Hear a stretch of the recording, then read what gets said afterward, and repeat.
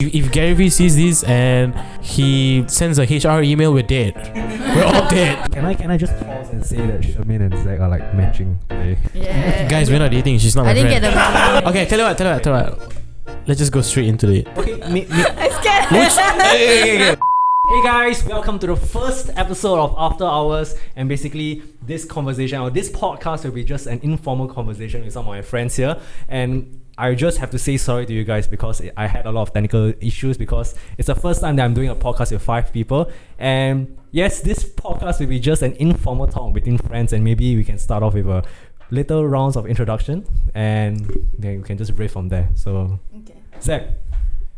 Hey everybody, my name is Zach. I am the motion graphics designer and video editor here at VaynerMedia, and my passion is dancing. Ooh, show us some moves. Maybe later. My name is Shermaine. I'm a media analyst here. I'm employee number 12. Wow. No, we're not going to talk anything about work, but okay, yeah, let's continue. Let's continue. Sorry, we talked. Ida. Okay. From the top. Ida, no, let's continue. Hi, I'm Ida. I'm an art director by day, but I also illustrate and do a lot of nonsense. Yes, in general. Hi guys, my name is Intan. I'm a content maker, videographer in VM SG. Shredditor. Yes. Okay, so maybe for context, right, these here are my colleagues and we are all working at VaynerMedia Singapore, and we just wanted to create something fun and new and basically just talk about the topics that really matter to us. So maybe I can just start off with the first topic right now. As of right now, I don't really know the topic, but maybe let's start with, let's say...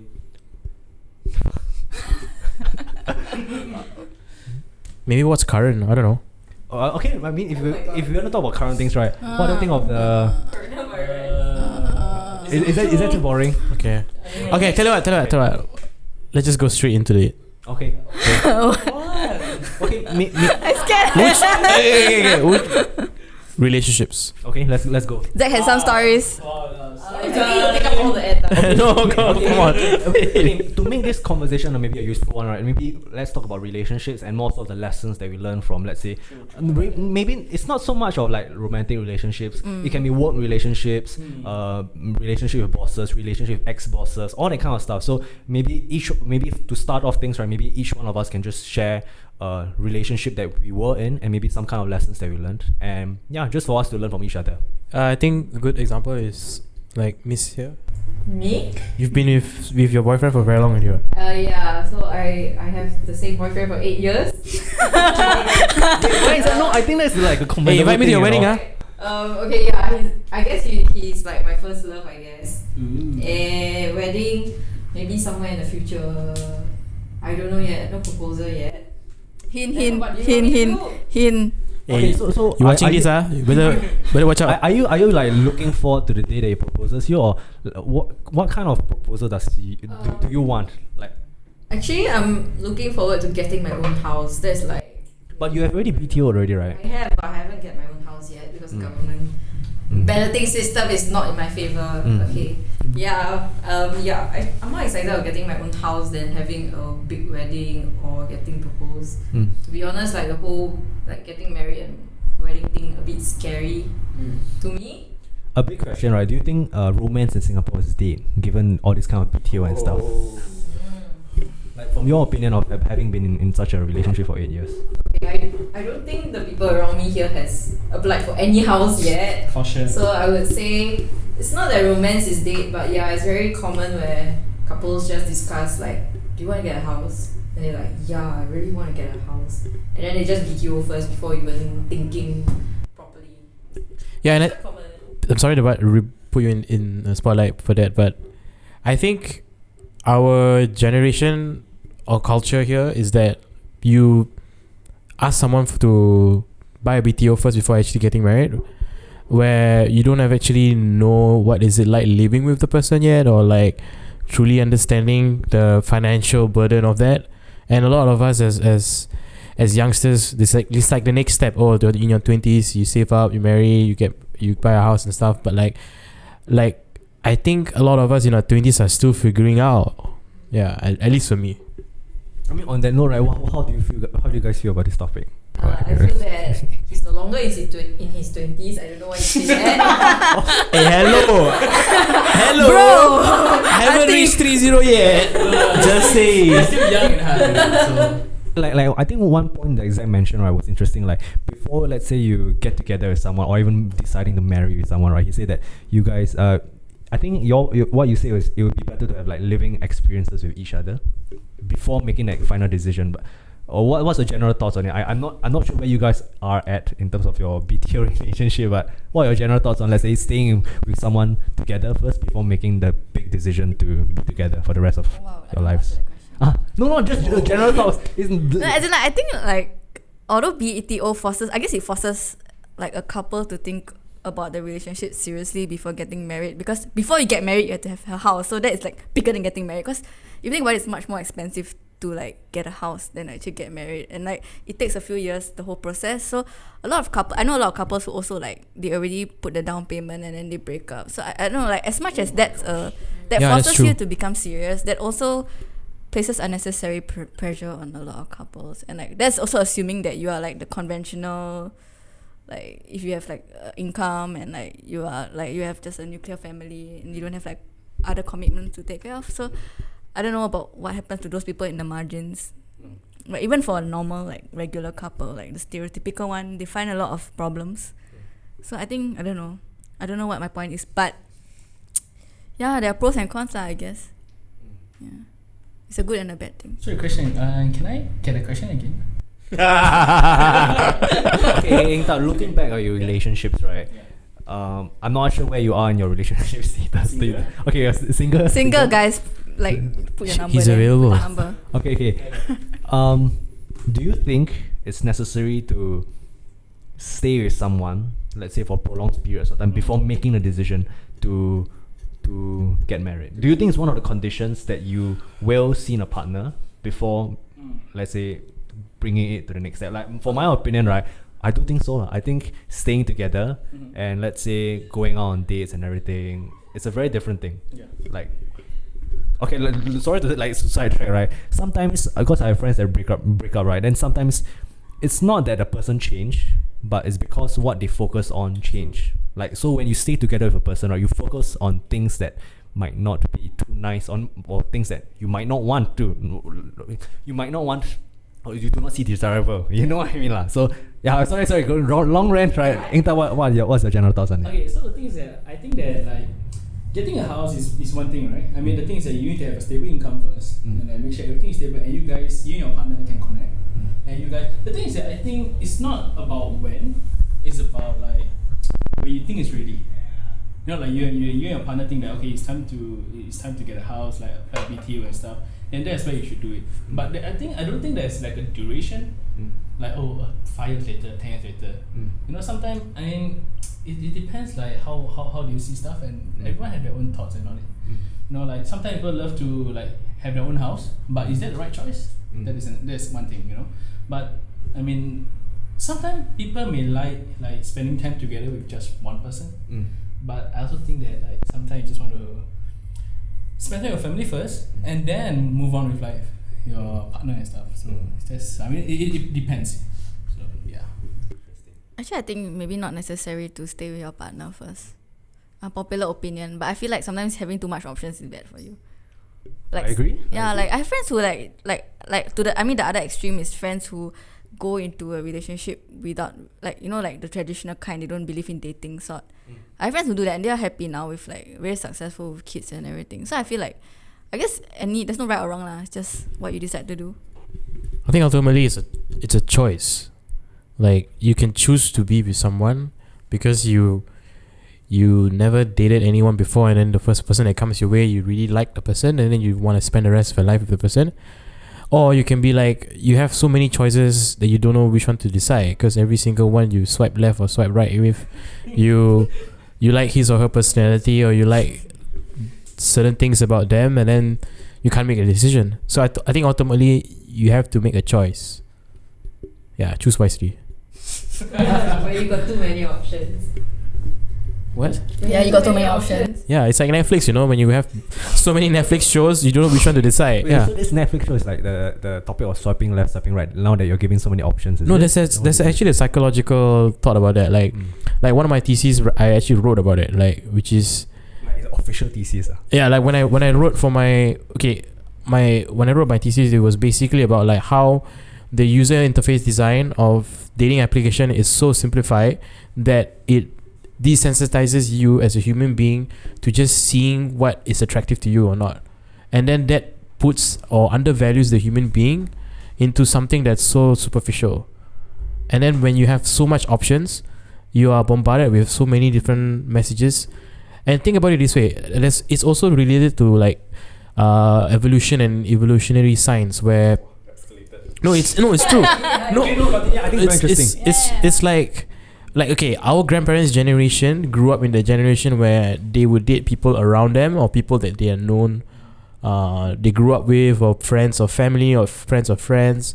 Whereas our generation, it's like with the internet, you can meet anyone in the world on any dating app, on like, you can have the freedom of choice to travel to a new country and meet someone then and then that's it. It's like you have a beautiful romance and then you're on a trip to Bali, and then next thing you know, you write a book about Eat, Pray, Love.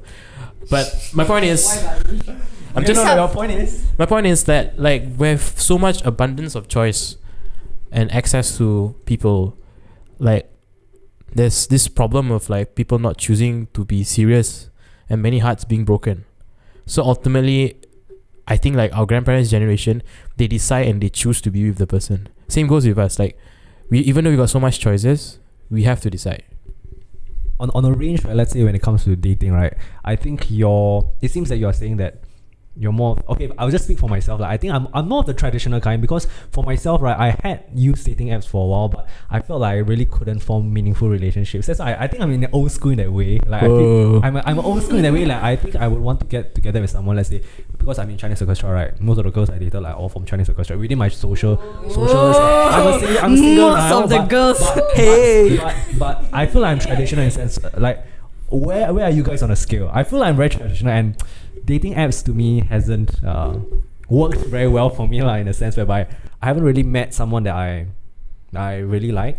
Yeah, because it's like the whole system is the system is set up to be very superficially. You can't help to judge people by their looks, for instance. And I'm a guy. I would say that looks matter. Yeah, so I feel I'm traditional in a sense. But where are you guys at?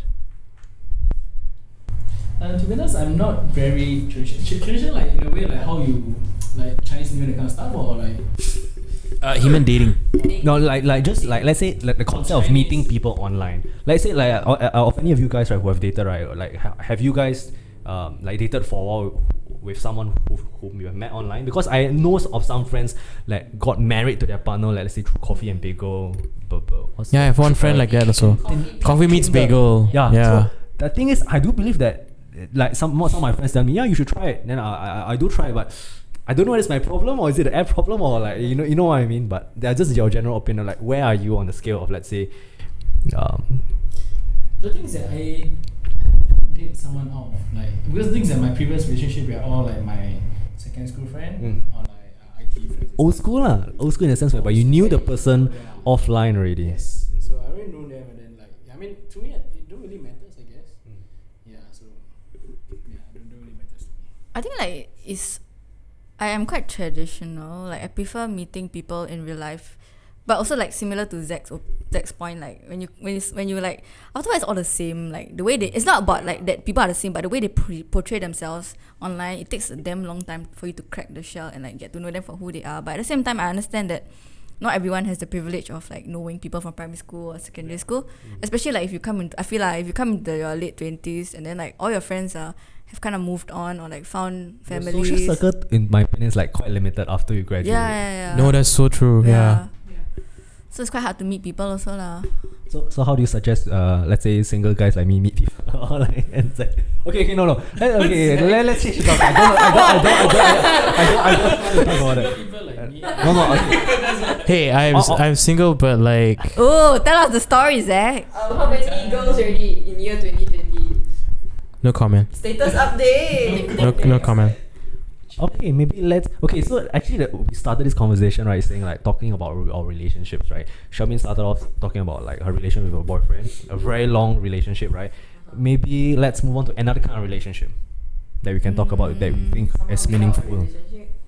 No, I mean, I was more referring to like other dynamics, like we want to talk about work relationships, boss relationships, family Actually, relationships. I have something which is to the most comment. important to you. I didn't. It's also a romantic lah, but it's about my parents. I feel like I kind of idolize the way they carry out their relationship. It's because like my dad used to work in KL for 20 years, and then my mom, so he just comes home every weekend. Like he travels to KL Monday morning, like 7 a.m.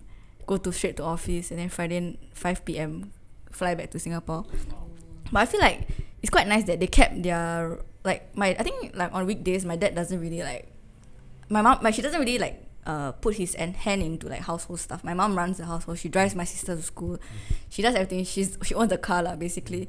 So like quite badass lah I feel. And then on weekends they just spend like damn quality time together. Or the weekdays they just do their own things. And then so I think that's quite like something I like because like really real commitment. I got a commitment and also question like about that. trust, I guess. Was that going on for like years? Like 20 years. My 20 years? Yeah. You mean your whole childhood he was always like that? Like, Yeah, he only last year we moved back to Singapore. wow. How does it, like, I'm curious though, how does that put you as a child to not have 5 days a week seeing your dad, but like on the weekends only? I think my mom is quite strong. I didn't know it until because I never like found her like, oh, where's my dad? I don't know, like because she fulfills the role quite well. Like although my dad, she's a housewife, but she gives private tuition at home. So like she just makes her own money and like does her own thing, send us to school, like deal with the teachers and everything. So it's quite like maybe I just choose to see it as a strength rather than like I don't have my dad around or No, I'm just curious. Yeah. And I respect that, yeah. And I want to be like that because I realize how hard it is. I mean, like when you're young, you think that it's so normal, but actually, like when you're like old and like experiencing it for yourself, it's so hard to like not like spend like to be apart from your partner, to have like that kind of trust. Yeah. Speaking of this, right, like let's say if you were to talk about your parents, right, what kind of love language do you think they have? Tough love. Tough love. I mean, to me. Or to you. Or let's say. Oh, I was talking more in terms of love language. Like, are you familiar with the concept of love language? Yeah, but I'm not really. The skin shape, that one, is it? Like physical touch, gifts of quality time, compliments. Yeah. Acts of. I'm not sure. I don't really know. Okay, maybe you can leave this for the next episode. I mean, I have one thing to say for that. Okay. I find that like me, my mom, my dad, right? Like I mean, my family is like not that big. I don't know to some people, but I have like. How many siblings do you have? Like, how big is 4 it? siblings. That's very Wow, shit, that's damn big, man. Why you say not that big? So that's pretty bad. The thing is that like once they marry, they move out, right? So now it's only just me, my sister, and my parents. So the thing is that like most of the time I work, and then like go back home and all that, see my mom. The thing is that like she will every time, like even till now, she'll ask me if I've eaten. You know, regardless I pack food or no pack food, she'll check on me. You know, but from time to time I'll check back on her as well. You know, like to check on her like if she have eaten and stuff. Same as my dad. You know, like come back home from work and all. The thing is that like I find that it's very different because the thing is that my mom, my dad, they show love in a different way. You know, like my dad, like he's not very like how to say, not very not a person of words lah. We don't really talk to you and stuff. He'll just show action. You know, like he'll like just put the stuff there, like okay, eat it. You know, and stuff. It's like strong, but it's like you want me eat it, just let me know lah. You know, but it just and then you just go and do it. You know, same as my mom. My mom is like from time to time she'll come beside me and like, hey, how are you? You know, and that kind of stuff. Just normal small talks. Yeah, but like it's just that small stuff that makes a big difference. So I just appreciate everything lah. So that is that lah. In terms of the like kind of quality, the best qualities of your parents, what are a few that you can name out and perhaps share, and maybe you can learn from as well? I mean, whether like these qualities are parental or not is something I believe that we can learn from. Like, what are the kind of things that maybe each of us can share to that makes us just good human beings in general? Like from them, like what they do for me. Yeah. The thing is that my mom, the thing is that when I was young, I don't know what I wanted to do. You know, when I was young, I played football and stuff, and I think I want to be a footballer back then, right? But I realized that you get older, you realize that actually it's not easy. Dreams get crushed. Let's talk about this. Yeah. My So- dreams will get Hey, Sherman, we'll get back to you. Yeah. Whoa. So basically, like, I wanted to do this and do that. Like, when I was young, my mom said, okay, you have time, go and do. You know, so I'm like, why not? I just pick up photography and stuff. She never said no, and she even helped me on getting a camera. When I was young, I don't have like income and stuff. And then she's like, you want this? Okay, I buy for you MacBook, buy for you a camera. And then that is where I started, and this is where I ended up right now, right? Oh my I'm still gosh. learning, I'm Yeah, still no, it's always a process of Yeah, learning. so like with their push and belief, and that's why you're here, and that means a lot lah. It's funny how things turned out, right? And I think that's why Eng Tai is so positive. He's always in like, hey, like Hey, always morning, looking on the guys. bright side of life. And I really appreciate that, yeah, about him. Because I'm like the cynical bastard down here. I'm just joking. Speaking of dreams, right? maybe we can start with our dreams, and let's say, okay, I don't know, but to some people dreams get crushed, like realities gets in the way, life gets in the way, right? Maybe you can talk about, let's say, the dreams that we had and whether we are on our path of achieving them. Shamin, you said that your dreams were crushed. Why? How so? Okay, not exactly crush, but I think like you said, like as we grow up, reality hits me that when I was young, I was very carefree, like simple things like, let's say the exam is coming up, but I don't give a shit because I was like, I'm gonna pass. I'm that kind of person. Mhm. Yeah. So I think as I grew up, I realized like, oh no, yeah, you really have to put in some effort and time and hard work. But what was your dream? I don't know. I just thought like, I could go around seeing the world. I know it's like a very typical thing, but yeah, I think that's one of the biggest dreams I have, to see the world that I actually exist in. So that when I know it's going to get dark, but like when I'm like on my deathbed, at least I know where I am. Does that make sense? Yeah, that is something important to me. And When did this realization strike you? Like, to think of how you're gonna depart? Like, when I realized like to have that kind of lifestyle means you need to have like some sort of like work ethic, is it? not work ethic. Just saying like the things that I want, I feel a bit out of reach, which is why I like kind of settle like for something easier or like doable. Yeah. To a certain extent, all of us settle. What do you want? I think now these days, I think I want to spend time with the people who actually like they are important to me. That's how I feel. Yeah, which is why like I actually changed jobs because I wanted to spend more time with my family, with my boyfriend, with my friends. Cause last time when I work, I hardly like get to see them. Yeah, and like I might be staying in the same home with like my family, but I don't see them for like 4 days at all. That's me. Yeah. Same. And I feel very bad lah. Yeah. Are you guys workaholics?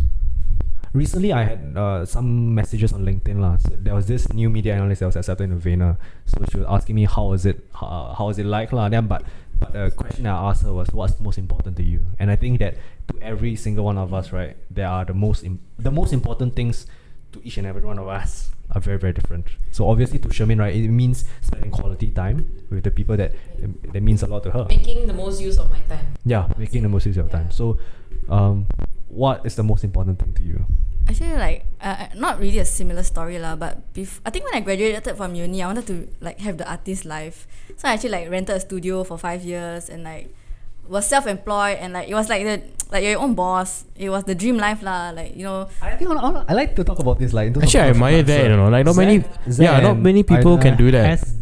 Had this lifestyle. Yeah, but as in like as much as that was the dream, a lot of people really want to be an artist. But I feel like that's why after 5 years, only after 5 years after graduating, I got a job, because, and like I was like such a newbie that I actually started as an intern for 700 a month. 700 A month. 700 a month. $700. Can you share with us a story of like why From did you start feel that it was why do you get a job? Like, to me, right, let's say the life of a freelancer, like you have been it through for 5 years, right? Yeah. It seems very appealing to me, but Yeah. what did you find not appealing? I feel like it's super easy being your own boss. I'm sorry, but like if it's a lot of freedom, but it's also, if you only like surround yourself with that same circle, and like your comfort zone is only that much. There's only so much you can grow. What I like about working is something, maybe you don't really believe in the work that much as your own stuff, for sure, but like it forces you to grow and like to speak to like audiences that are beyond just your fans or like people who like your work, which I think is super important lah. Like, speaking to people who don't care about you. So I think like being in this industry is like quite eye-opening that way, and also like your colleagues, learning from people who are super different from you, different fields. There's like I think we are all very different. yeah, We are really all for different, sure. right? that's empowering for me. Oh, I was gonna say that like my story is kind of similar to yours in that sense that like after graduation I worked in a post-production company, and it was like a sweatshop, like long hours. I didn't see much of my friends, my family. So many birthdays I missed, so many outings I missed.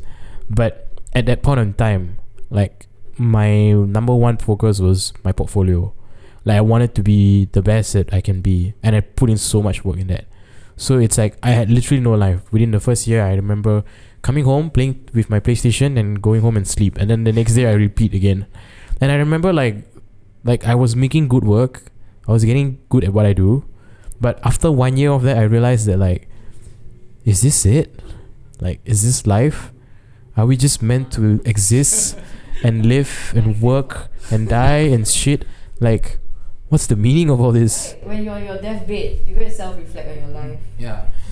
And then like it took me a while to kind of like stumble into that, because after working for about 2 years, I was burnt out. So I took a break. I went back to uni, went back to LaSalle, and then I went freelance on my own. Like the hustle energy was always there, trying to get new clients, trying to get new jobs, pitching, handling like multiple projects, outsourcing if I needed to. It was fun. But then I missed the people part. I missed the 2 years of like me meeting with my coworkers, talking about like, hey, how's your weekend? And then like next thing you know, someone in the office gets married, and then you're invited to a wedding, and then next thing you know, you see baby pictures of the person's. You know, it's like people, you can't do great work as a solopreneur. I mean, like you need people around you. Everyone's skill set is different. Everyone's strengths is different. But people is what makes like everything move forward, the economy survive. Yeah. Yeah, actually, to be honest, I just to touch on this point there. I've been through what Zach has been through. I've been through what Ada has been through. Pretty much it's like freelancing life, like 5 years and stuff.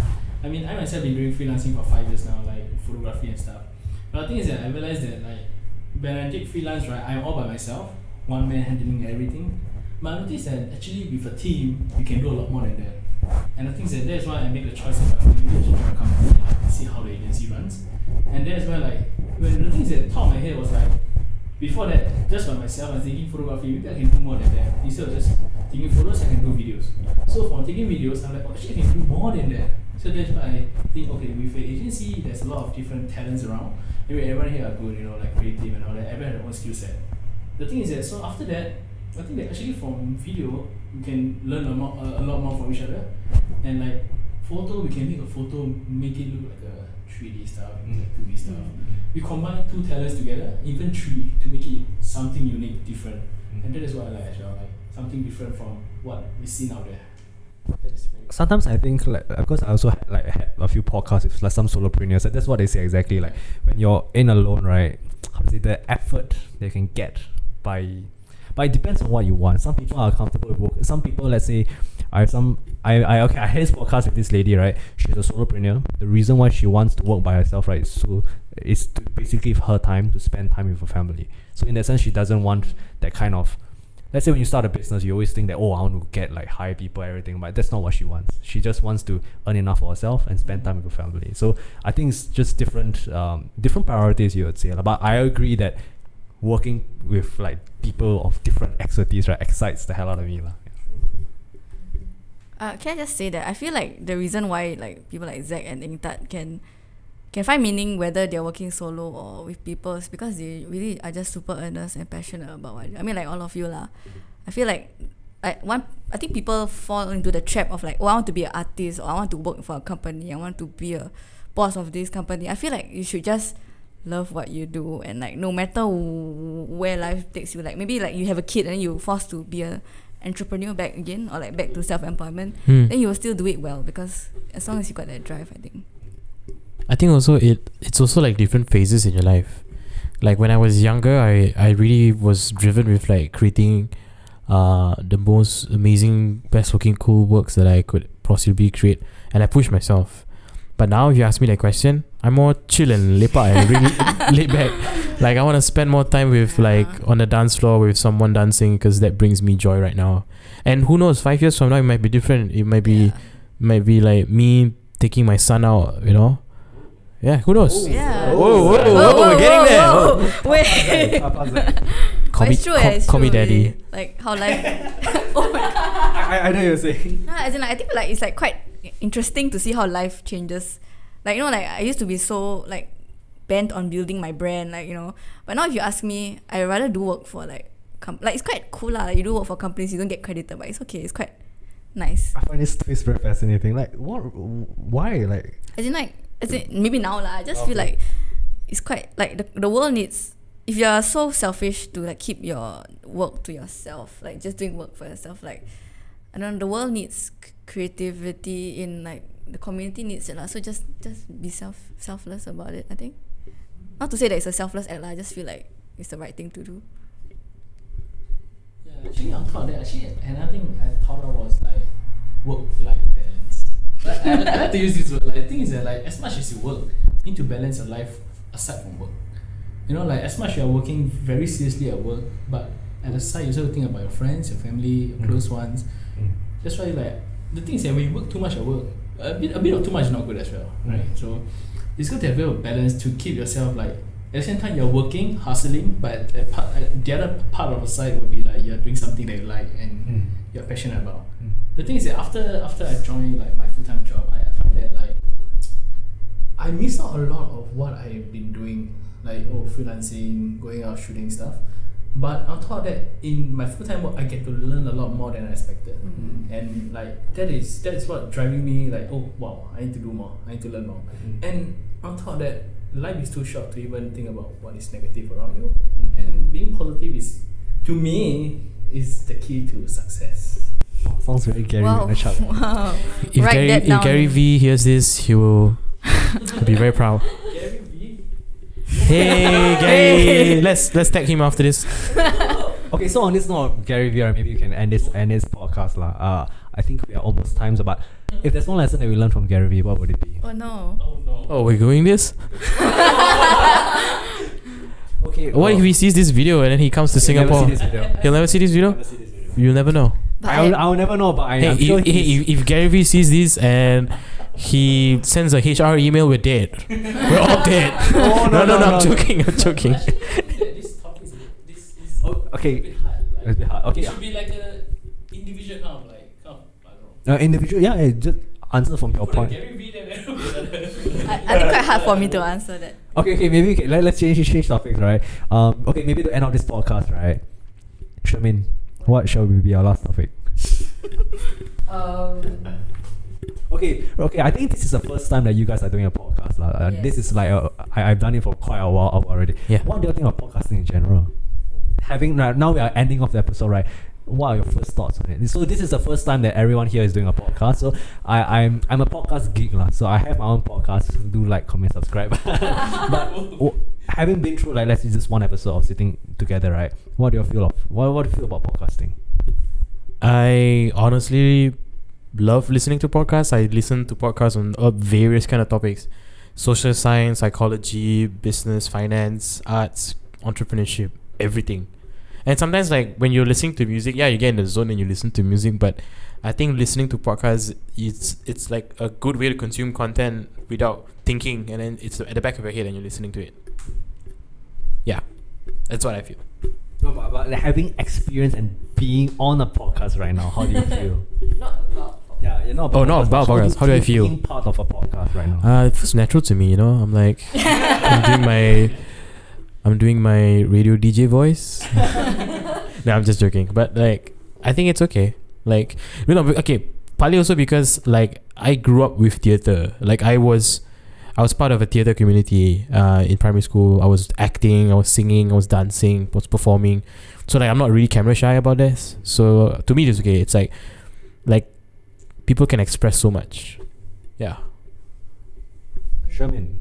I'm not a very podcast person, but I think Well, thanks so much for joining this, man. Thanks so much. Yeah, because I think what makes it meaningful is the fact that we are all friends. And to be honest, if you guys are strangers, I'll probably zone out. Can I just pause and say that Sherman and Zach are like matching today? Yeah. Guys, we're not dating. She's not my I didn't friend. get the Whoa, disclaimer. She's not my friend. I don't know her. He only got 5 Asian friends, so Hey, please don't say this on the camera. The rest are what? Please don't say this on the camera. rest are not Asian. How about that? I'm Malay, okay? Shit. Oh my god. But yeah, I think that's what makes it meaningful. The fact that we're all friends, that we're laughing. If we're all strangers, probably I will zone out. Yeah. Ida, your first podcast. I think it's quite interesting because like we came in without having any theme or topic in mind, but it just quite naturally flowed into a conversation, and it makes me think about how there's a lot of power in storytelling. Like, you know, if you give everyone a space to voice their opinion, then you can get really interesting stories. And like every individual probably has like a bunch of stories to tell. That's why I love podcasting. Yes, that's very true. For me, it's my first time here in the podcast. Oh, you suddenly make a special voice. No, to be honest, like, I think that we ourselves, we have a lot of small talks around here and there, right? But we didn't record it. I mean, we don't find a need to, but now we are actually recording it. Actually, I find it's pretty interesting. Like, actually, I like it. Actually, I like being in front of like all this and stuff, playing around with all that to set up. I think it's pretty cool, the way how you see stuff, and yeah, I like it. Like, I hope that there's a round 2 for this. Yeah, right now there's no confirmation on whether they're doing this like like on a regular basis lah. But I really hope that you guys enjoy yourself, and I really hope that we can have more of our colleagues join us. For sure. For sure. So if there's any last words, okay, maybe let's end off with a very cliche question. Every time I end my podcast, right, I always ask a few questions. What's the best advice have you guys ever received, Zach? Just general life, in general. So what I plan to do with these questions, right? Right now I have 27 podcasts, right? At the end of every podcast, I ask them. So maybe by the end of 100, right, I will like compile everything together. So your answer will be part of this short montage. So what's the best advice have you ever received? You're gonna die. I know. Your laugh disturbs me That when you is say that. dark. No, okay. Let me say this again. You're gonna die.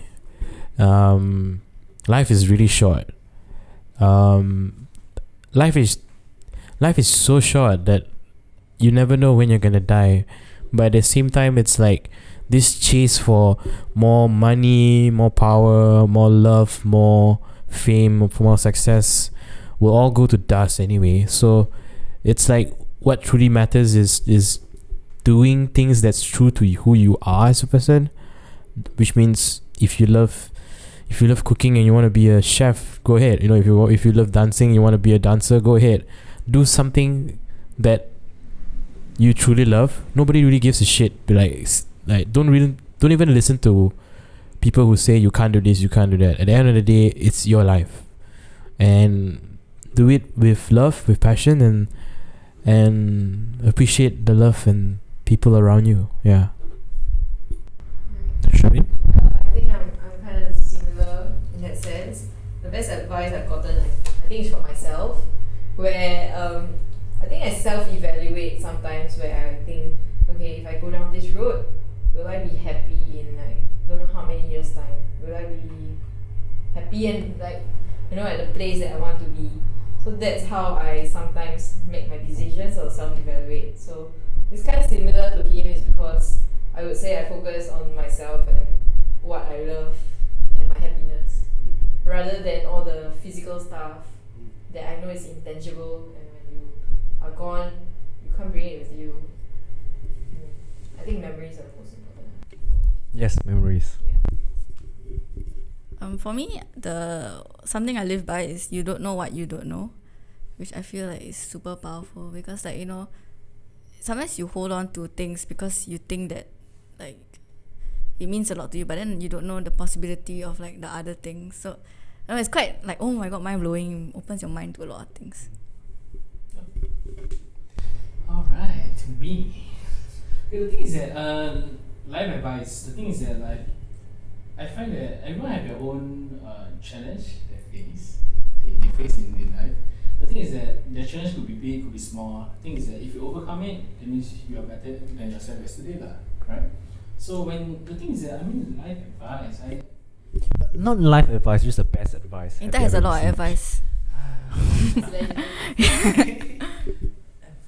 I find that staying positivity is very important, and like if you want to go far, like this coach, I think if you want to go far, you go alone. Go far together, my friend. I think it's more like you can't go far if you go alone.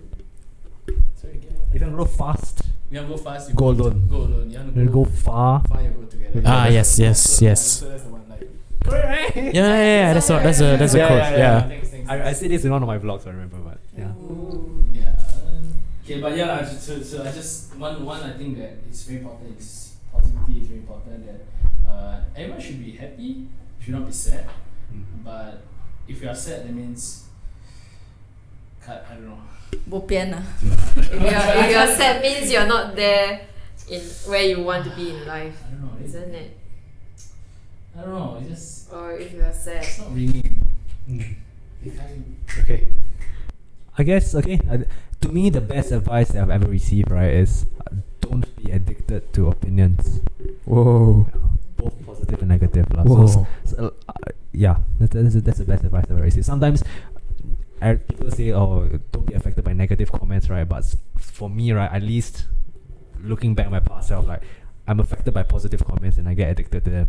So I don't want to be reliant on compliments as well. So I realize it's like, I realize I'm very screwed up in that sense. But Cool addiction. no, but then I don't think that's a very healthy addiction, because the moment the compliments stop coming, then You find something else. What are the things that spurs you on to do what you do? Yeah. That's where Yeah. balance comes in. Yeah, that's where balance comes in. Most So people are not even aware that they're addicted. yeah. So then when I got there, right, the best. I got this advice from Gary Vee. So. Yeah, but I'm a Big Gary Boss Vee is fan, listening right? now. I'm a Gary Vee fan. Okay, I guess that's it for this very first episode of what's the podcast name? After Hours episode 1 at VMSG. If you don't know what VMSG, it's okay. And I guess see you in the next one. Yay. Bye, guys. Bye bye.